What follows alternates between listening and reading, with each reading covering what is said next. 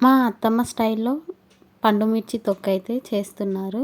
Full process అయితే పెడుతున్నాను చూసేయండి. మంచిగా స్పైసీ లవర్స్‌కి అయితే చాలా అంటే చాలా బాగా నచ్చుతుంది ఈ చట్నీ అయితే. చాలా అంటే టేస్ట్ చాలా బాగా అయ్యింది. ఫుల్ రెసిపీ చూసేయండి.